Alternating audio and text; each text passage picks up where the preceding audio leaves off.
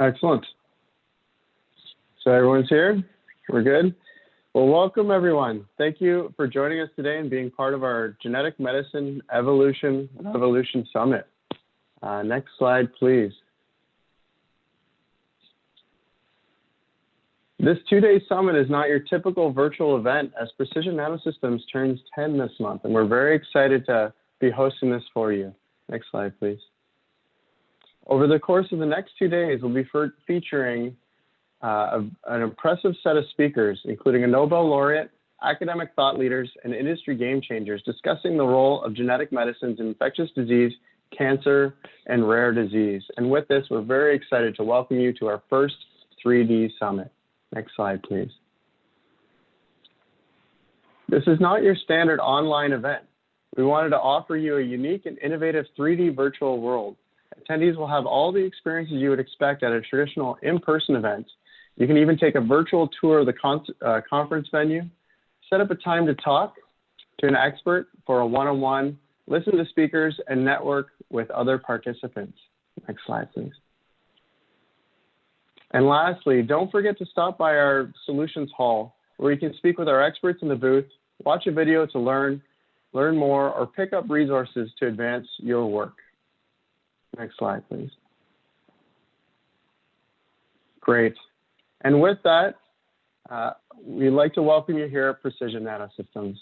The mission of our company is to create transformative medicines that significantly impact human well-being. And with this, we work with the world's leading drug developers to understand disease and create the therapeutics and vaccines that define the future of medicines. Next slide, please. And genetic medicines are the future. Genetic medicines allow us to target any gene in any way. They're incredibly versatile, whereby in the genetic toolbox, we have tools like small RNA that allow us to turn off disease-causing genes. We have mRNA and DNA that allow us to express proteins that are missing or not working. We allow even have the ability through CRISPR and gene editing technologies to go in and sequence specifically fix genetic lesions within a patient to treat or cure disease. They're digital, meaning by once we understand a target and want to, actually previous slide, please, Michelle, keep over this a little bit. When we want to go after a target, we can essentially print these out or buy them from a supplier very readily. They're validated, and we're seeing that in the last couple of weeks where we have marketed genetic medicines on the market, as well as every one of these modalities being validated by leading companies globally, and they're manufacturable. So unlike proteins or viral-based gene therapies, they're fully synthetic, they're cell-free manufacturing, and will give us extreme flexibility in how they're made. Next slide, please. Genetic medicines really include the combination of the nucleic acid API and the delivery technology, the nanoparticle delivery system.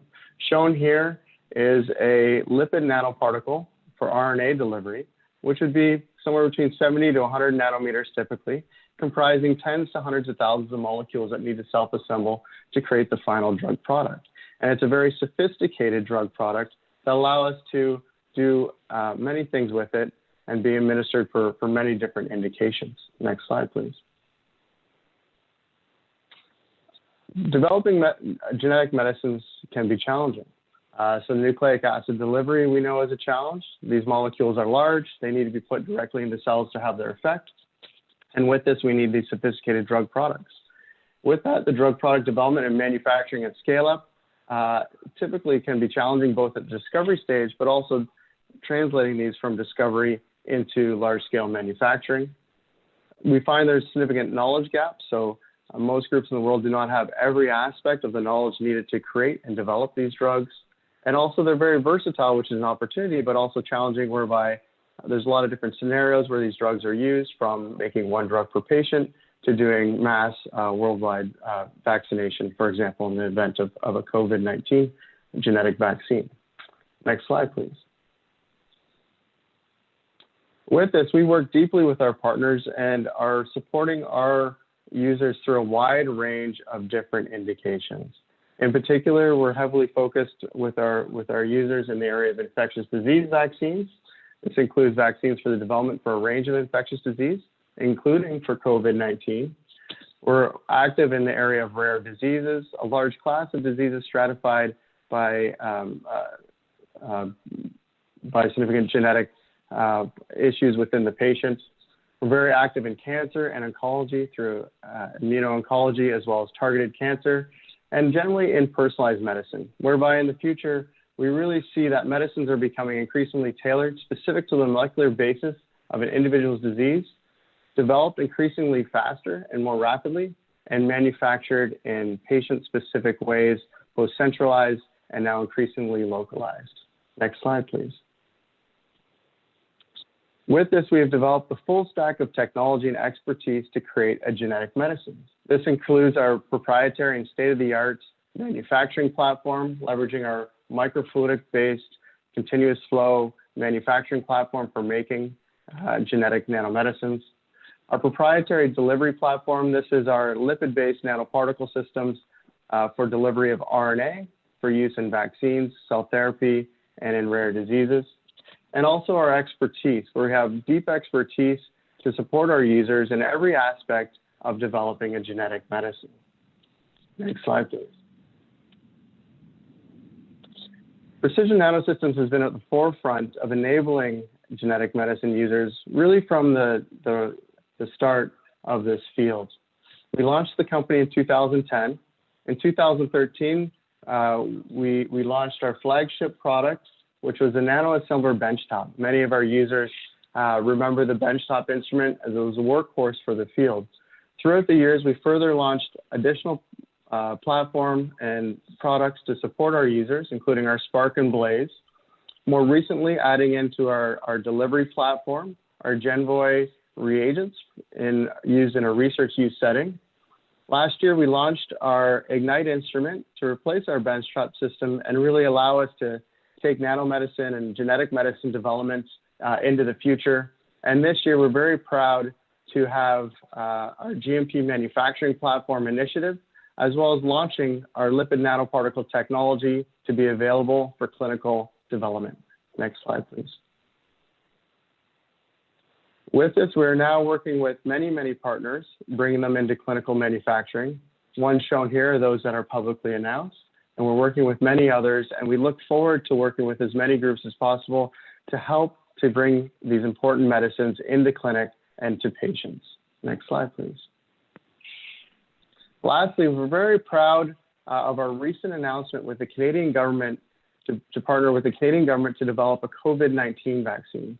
Under this award, our team, led by our Chief Scientific Officer, Dr. Andy Gale, and in collaboration with other international partners, will use our state-of-the-art technology platforms and expertise in self-amplifying mRNA vectors, lipid-based drug delivery systems, and nanomedicine manufacturing to develop a cost-effective COVID-19 vaccine. Next slide, please. And with this, I'll hand it off to my colleague, Dr. Ewan Ramsey. Thank you, James. Welcome, everyone. I just want to echo James' comments and welcome everyone to this virtual summit. I hope everyone is staying safe, and we very much look forward to seeing you in person, hopefully in the not too distant future. This is a typical Zoom-like session, so there is a chat function if you have any questions or comments. So please, we encourage you to participate, and we certainly hope that you find the next couple of days informative and inspirational. Shell, can we go on to the next slide, please? So I've just got a couple of slides, and really these slides are how can we help you to develop the drugs that patients desperately need to treat these diseases that have few, if any, treatment options at this moment in time. And I think we are particularly bullish, and I'm sure you share our view here, that the concept of genetic medicines as a platform is a very powerful approach to developing medicines here. So in the spirit of our mission, which is to help accelerate the creation of transformative medicines, we're very much looking at how we can help you, whether you are an expert and have experience in this particular field, or whether you're new to the field, how can we help you to make sure that you have the greatest chance of success? And so I think what's really important about genetic medicines is this concept that we do actually have a toolkit. We have a synthetic platform, we have a digital platform where we can mix and match components and technologies to rationally design drugs, be it a vaccine, be it cell therapy, or a gene therapy. Yeah. So I think when we think about the onset of the kind of genomic age, where we're sequencing and understanding disease, and we get a better understanding of a disease target, that may be an aberrant gene in a rare disease, or indeed, which is more pertinent for this week, it may be the recognition of a critical component of a virus, such as the COVID spike protein, that forms the basis of a disease target. And as James mentioned, the powerful concept that nucleic acid therapeutics allows is this concept of essentially targeting or designing a DNA or an RNA to express or silence or edit a gene is very versatile and clearly very, very powerful. So that concept of being able to design essentially an active pharmaceutical ingredient or a drug substance to target a disease, and having that in a very synthetic digital way is an extremely powerful tool. But as we appreciate, that in itself is often insufficient for it to be a true medicine. And in this example, or in this instance, we need a delivery technology in order to package those nucleic acids and deliver them to the site of action. So Precision, coming from our base in Vancouver, very much focused on lipid-based nanoparticles here as a solution.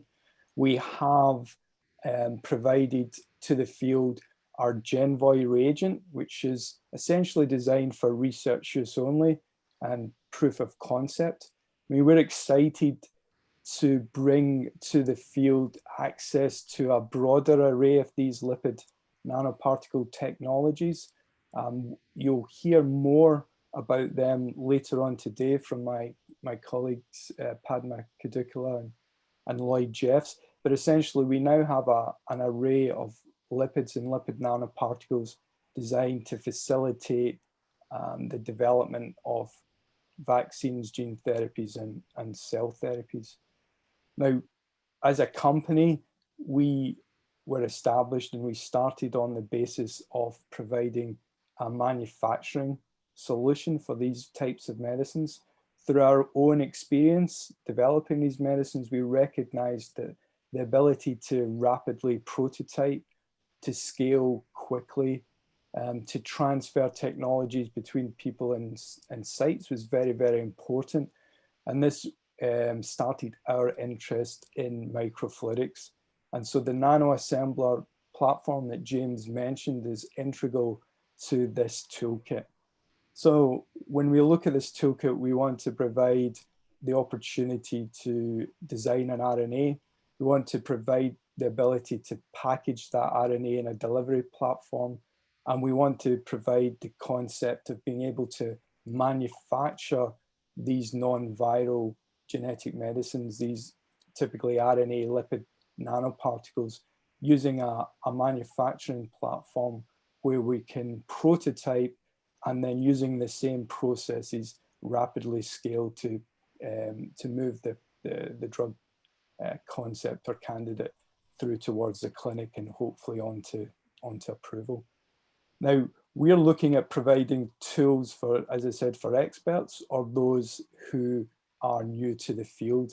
And we would love to help you with this. And so we've actually built out a team who have experience of using these technologies to develop drug products. Now, we have a team in Vancouver that you can work with in our labs, but we also have our scientists, around the globe. So we have team members in North America, Europe, and in Asia Pacific, whose main role is to support you in your labs. Obviously, that's a bit challenging at the moment, but support you in your labs to use these technologies to develop drugs.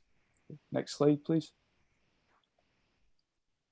Now, I think toolkits in and themselves are good, and if you know how to use the tools, more power to you, so you know what you're doing.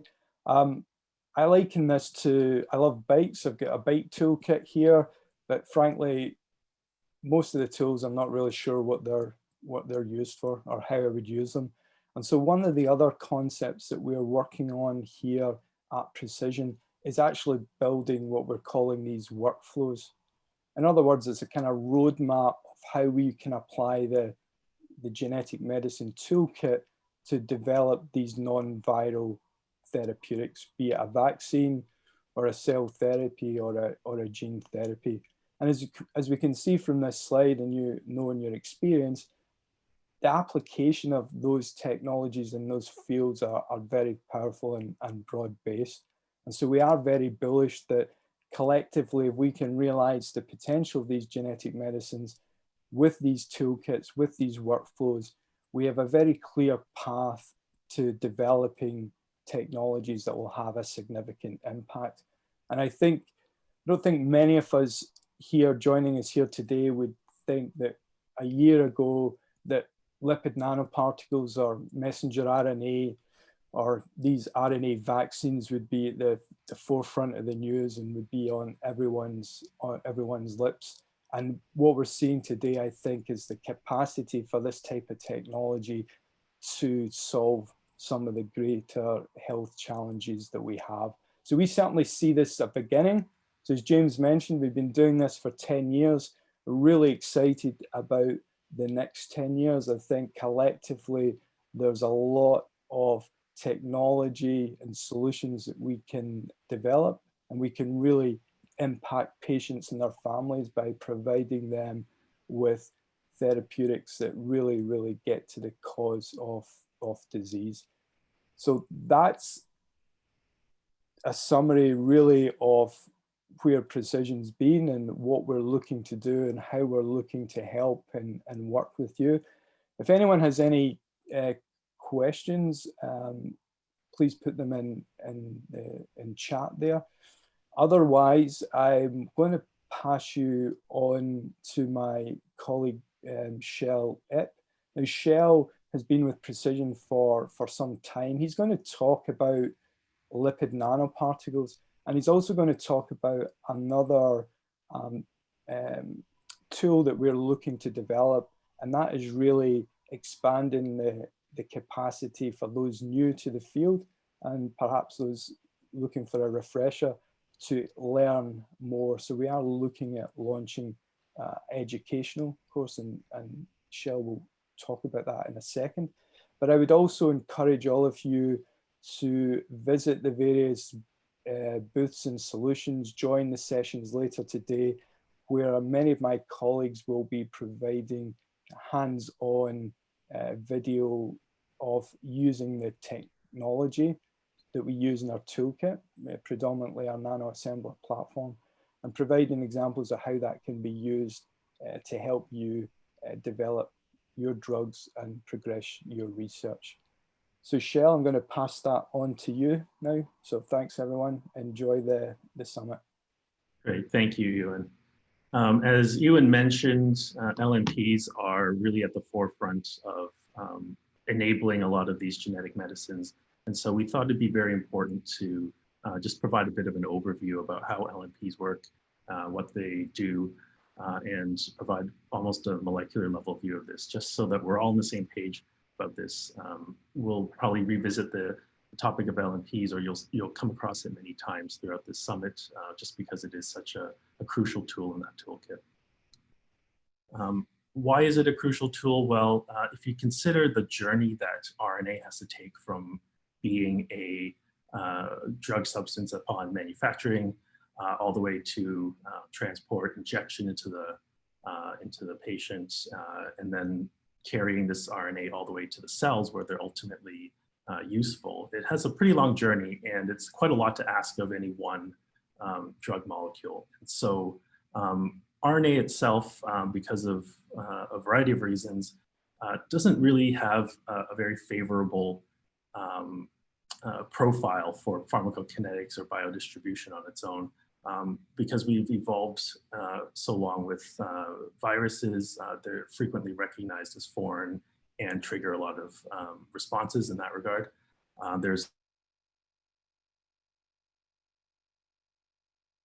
And so for the most part, it's extremely important to be able to package it into something and deliver it into the cells. And there are various technologies that you probably help us in that regard. These are fall into several categories: mechanical, virtual, and chemical. Some mechanical methods you may be familiar with include electroporation. Some people use viral methods as well. So some of the COVID-19 vaccines that are under development right now are being delivered by adeno-associated viruses.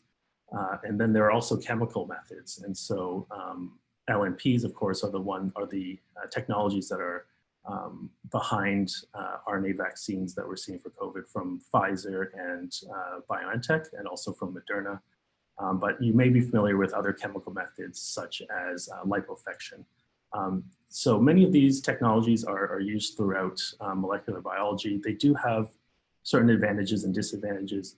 Some main disadvantages of mechanical methods like electroporation is that they're not very practical for in vivo use, and hence people turn to viral methods for that. Viral methods are extremely laborious to make, so you need a whole separate cell culture in order to make them. And there's also the potential for anti-vector immunity. So that means if you've received one treatment with such a vector, you may be incapable of receiving another. So that could limit their potential uses. And that's why the industry as a whole is turning towards these synthetic methods. The burden to manufacture them is much lower, and the potential is very high to solve many of the challenges that we saw that face an RNA drug substance. So there are, however, some limitations to some of the chemical methods you might be familiar with, such as liposuction, and LNPs also resolve some of those issues as well. And I can summarize them better with this graphic here. So you may be familiar with liposuction. Typically, on the left side there, typically we start with preformed liposomes that are cationic in nature, and through electrostatic interactions, they interact with nucleic acids and form these lipoplex structures. So essentially aggregates of these liposomes and RNA come together to form these lipoplexes. They have been seen to have toxic effects, especially those that are permanently cationic. And so LNPs were really a great innovation in that people started using these ionizable cationic lipids. So they are neutral at physiological pHs, and so therefore the particles themselves don't carry a charge, and that really reduces the main cause of some of the toxicity that we saw in the permanently cationic constructs. The other thing that's different about them is that they differ actually in their morphology.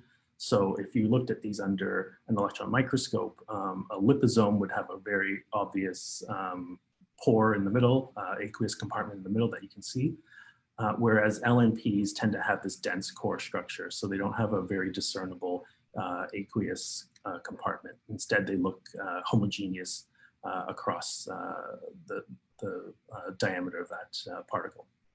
And so they differ in key ways, and in fact, from a functional perspective, it's probably best explained through this video. Allow me to just play this for you here.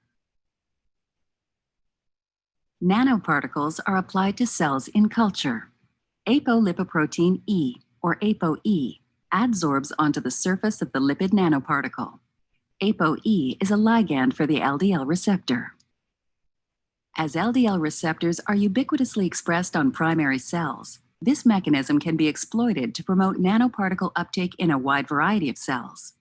Endogenously circulating ApoE facilitates uptake of the nanoparticles in vivo, while nanoparticles transfecting cells in culture may require the addition of exogenous ApoE. The lipid nanoparticle ApoE complex is recognized by the LDL receptor. Endocytosis takes place, and the receptor particle complex is invaginated by the cell to form an endosome.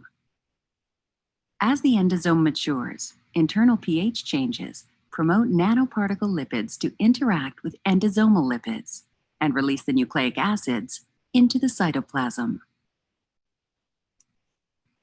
Right, so as you saw there, the role of the LNP in delivering the nucleic acid payload is quite vast. There's a lot of complicated processes that the LNP ultimately mediates. And to understand why it does that and how it works, it is worthwhile to take a look at some of the components of an LNP. So we talked a little bit about the ionizable cationic lipid, which is responsible for complexing the nucleic acid, but it's also responsible for that endosomal release that you saw in the last part of that video. So when this thing gets into the endosomes, it ionizes the lipid, and that actually allows it to disrupt the endosome, and we can talk about the molecular mechanisms of that in more detail later on. But there's also other components in this, such as the cholesterol. This allows the LNP to mimic the low-density lipoprotein, and that's what allows it to get taken up through that receptor-mediated pathway. And that pathway is fairly ubiquitous across numerous cell types, and therefore it's quite a tolerable way to uptake these particles. Also important to this is the helper lipid.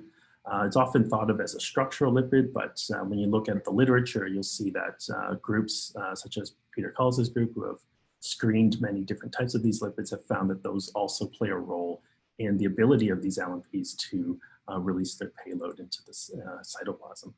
And of course, the pegylated lipid or some kind of stabilizer is also important in order to give these particles what we call stealth properties. So it was discovered sometime in the 90s or so that having this pegylated lipids on lipid-based particles prevents opsonization and uptake by the reticular endothelial system. And so that provides a long circulation time. And that's very important for the pharmacokinetics and biodistribution properties of the particles. So if they can circulate freely in the body, they can then accumulate in tissues passively based on their size. And you can use that to deliver this LNP construct to specific tissues, particularly the liver. But people are using that to explore various other tissues that they could potentially deliver this to. And so in addition to the chemistry, so these are the first two aspects of it, there are other aspects that actually affect the function as well. And this includes the formulation medium, so your choice of buffers that you use or your choice of solvents that you use, so that can affect the properties and in turn affect the outcomes and the efficacy of your formulation. But also important is the method by which you formulate it. And so some studies have found that depending on how you make it, you could have different outcomes as well. LNPs differ quite a bit from liposomes in that they are made typically with an inline process. So RNA dissolved in a buffer is mixed with the lipids that are dissolved in an organic solvent, and the assembly, encapsulation, and formation of the particle all happen in one step. And that's very important for the overall manufacturability of the drug product. And I think anyone who's familiar with our technology will know that many people in the field have been using this technology, and it's really been a key factor in accelerating the development and prototyping of many of these formulations. Obviously, these technologies, both the RNA and the LNP-based technologies, are at the forefront of the COVID vaccine race. Both Moderna and the Pfizer-BioNTech formulations use LNPs. And there are a lot of work from the literature that you can find where people have used both PNI technology and LNPs to make RNA-based and DNA-based vaccines. But in addition to vaccines, there are other applications as well. So what we're seeing here is sort of this emergence of the LNP technology as a result of this response to COVID, but we're hoping that this also helps accelerate other treatments that are also reliant on this technology. And so if you look through the literature, you'll also see many examples of people using this technology for rare diseases or cancer, either to deliver siRNA or mRNA. As James mentioned earlier in his talk, people are also using LNPs to deliver CRISPR components. So typically this will be Cas9 mRNA along with the guides co-encapsulated and delivered together. And there are several examples of that. And there are also some groups working on some very unique applications of this, which include adding some contrast agents to the LNPs in order to make a dual mode theranostic material. So to really understand better how you design these LNPs and how you choose components that are important for the function of them, it's worthwhile to take a molecular level view to understand what these different components are doing. And one such example is if you look at the biophysics of lipids themselves, you can get a lot of insight and intuitive understanding of how these affect function. So this is a diagram about how the shape of lipids actually affect their ability to release the payload into the cytoplasm. So remember, after the LNP is taken up by the endosome, somehow the endosome must get disrupted in order to release the payload. And this usually occurs, or is believed to occur, through this interaction between the cationic lipid and the anionic lipid that form this hexagonal phase material. So lipids typically, if you consider the size of the head group and the tail group, if those are of similar cross sections, they'll have a cylindrical profile. If you put a bunch of those together and assemble them together, they would like to form flat sheets. And this is what we call the lamellar phase. As an example of a lipid that forms a different phase, DOPE, it's a pretty common lipid, has a smaller head group and has this sort of inverted conical shape. And you put a bunch of those together and they tend to form this hexagonal phase. And this hexagonal phase has this feature, which is essentially an aqueous pore.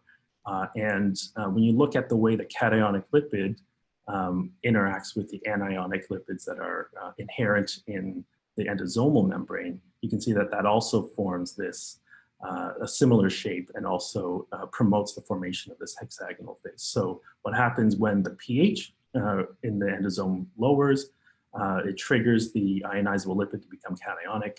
And as a result, you see this phase transition in the lipids from something that supports a particle to something that supports a porous structure. And it's through these pores that's believed that the RNA can escape into the cytoplasm. And so there's a lot of very molecular level view physics that will help to understand how these LNPs work and also how they assemble. And we don't have time to cover all of it now, but if this is of interest to you and it's certainly of value in terms of understanding how these different components affect the outcomes, we have as Ewan said, we have this new Nanomed U program, which is what we're doing to help educate the field on some of these fundamental aspects of formulation. What we find, in our 10 years of providing various technologies to help in the progression of this technology is that some of the knowledge around formulation is where people need the most help. And so therefore our first stab at providing some additional information here will be around LNP formulation. And the mission of the whole program as a whole is to continue our mission to make this technology accessible to more people. And so the very first program that we're going to be releasing is this early preclinical level 1 program for RNA vaccines. It'll be provided in 2 parts. The first part will be a fundamental sessions that'll provide lecture-based knowledge on fundamentals such as LNPs, so all of that molecular level view of how the lipids come together and contribute to the function of LNPs, but we'll also look at some of the, take a deeper dive into the literature around people using these technologies for RNA vaccines as well.